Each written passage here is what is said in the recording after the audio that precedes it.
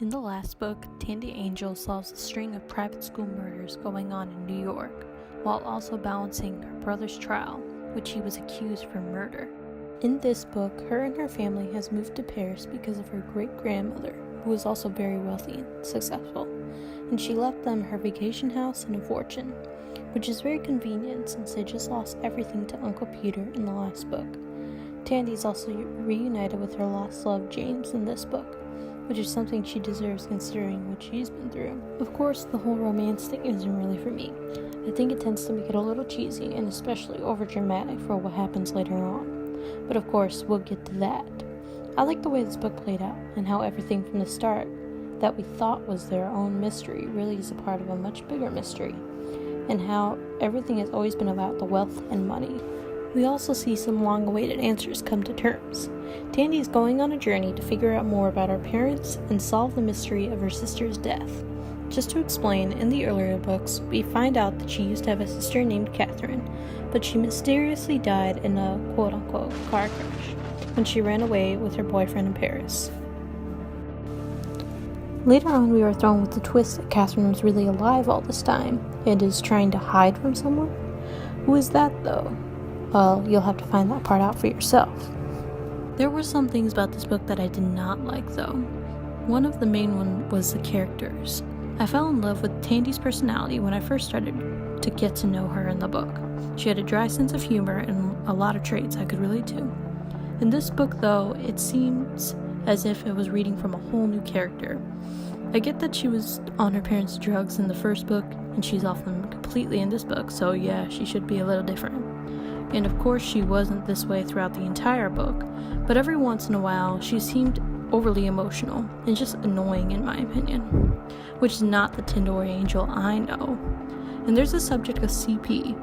CP, Tandy's supposed best friend, steals her boyfriend and does not even care. James didn't seem to even care either. Of course, I never really loved James as a character either.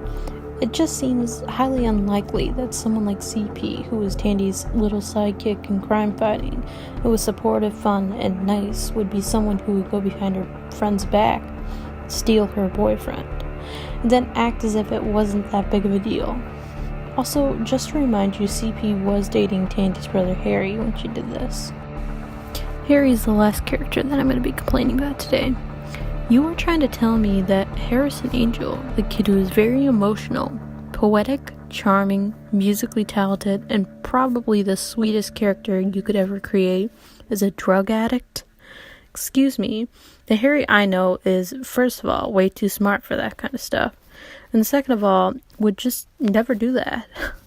That does not fit his personality at all. In the first few books, he wasn't some sort of worthless party animal and addict. He was always very sensible and reasoning.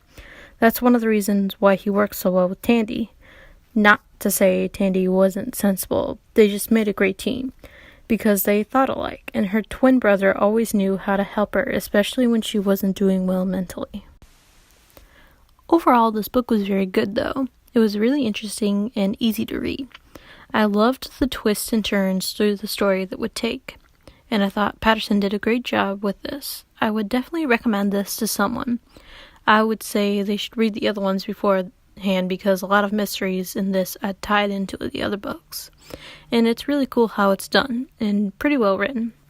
I love the plot and the way it ties in with previous mysteries from the other books. I would definitely recommend it to people who love mysteries and action because this book and series has got a lot of that. I would not recommend this book to people who hate drama, though, because this book can definitely be a little overdramatic at sometimes. This book was really hard for me to put down because it was very interesting and intriguing. It used a lot of modern language and terms and was not difficult to finish at all. I hope you enjoyed the video and consider reading the book and series. See ya!